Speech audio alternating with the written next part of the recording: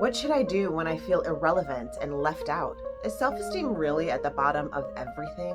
What do I do if I feel totally unlovable? I have zero confidence. I can't even get a job. How could I fix that? So I'm usually pretty confident, but I'm terrified of public speaking. Any tips? So I literally sit by myself every single day at lunch because nobody likes me. How am I supposed to fix that? I'm really, really worried about my child. She's got ADHD. She doesn't love herself. I really need to help her, but I don't know what to do. What's your advice, Dr. Simone? These are the exact questions that I'm going to be answering at our 2023 Q&A conference. That's right, guys. You're going to have a question and answer conference with me online, so you can join from anywhere in the world. So stay tuned here for episode 35, where we're going to talk a little bit more about these questions we have, how to get the answers, and of course, how you can jump in and join my conference, baby. I'm Simone, she's TSED. I'm Simone, she's TSED. I'm Simone, they call me TSED. Like that. I'm Simone, she's TSED. I'm Simone, she's TSED. I'm Simone, they call me TSED. Like that.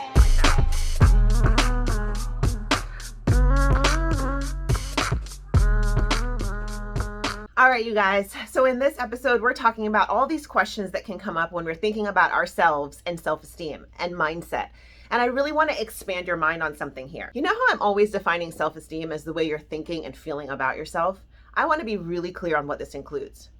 Everything. I know, but literally Mindset, attitude, neuroplasticity, the way your brain changes, the way you're thinking, the way you're feeling, if you're meditating, if you're succeeding, the grades you're getting, the friends you're making, the job you're holding, all of this, the dreams you even have, the conversations you have, all of it is determined by self-esteem, the way you're thinking and feeling. So when I tell you that we're having this conference to answer some questions, I really mean you have a chance to ask your questions. I'll never forget when I did an event and I got this question from a teen. I went ahead and answered right there live, but then I also went ahead and made that answer public to everybody. And it impacted and influenced so many people in positive ways. It really provided solutions in the answer, not just some feel better answer, but people were able to take steps from the answers that I gave. And I knew right then and there, this was my magic touch. I wanted to answer more questions. And it took me quite a long time before I decided that I was going to do this event. But finally it is here, the Q&A conference, and I'm going to answer your questions. Now, this whole episode is not just about the conference. I want to talk to you also about the power of your questions.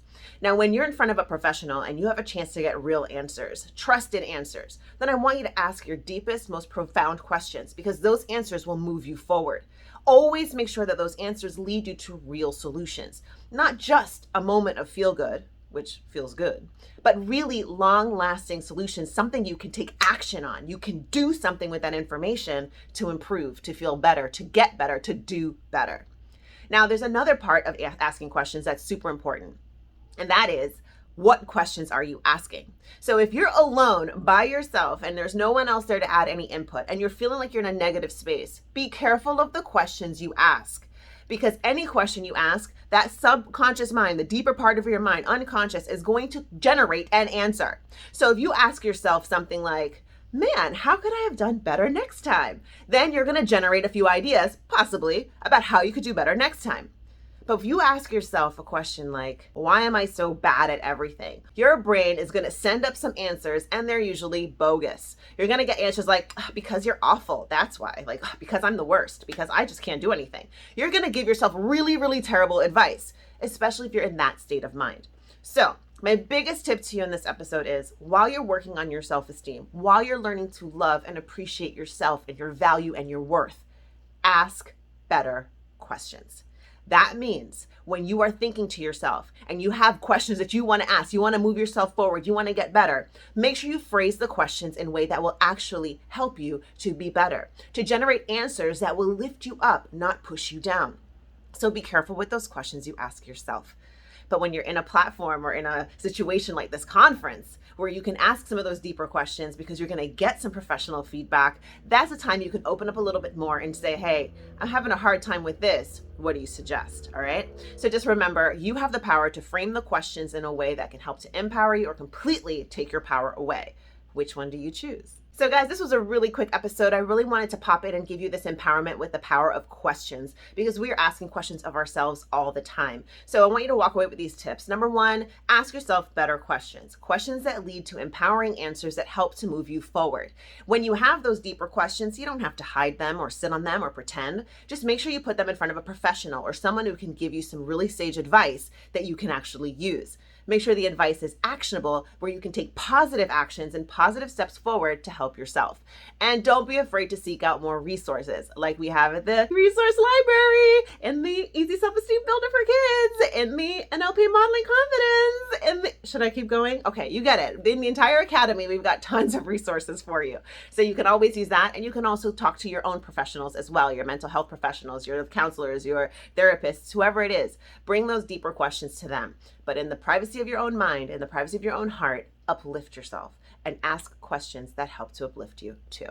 You guys have got this. And if you have these wonderful questions you want to ask, bring them to the conference, you guys. I have beautiful membership code I'm going to put for you in the description, so you don't have to pay full price. No, you don't, honey. And if you do early bird, oh my gosh, please, like it's like practically nothing.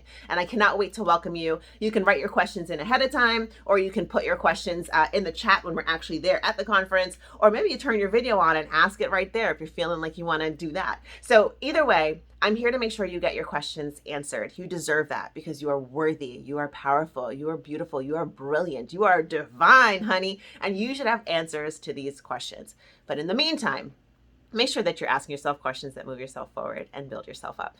And I'll see you at the Q&A conference. Click the link, click the link. Bye. I'm Simone, she's TSED. I'm Simone, she's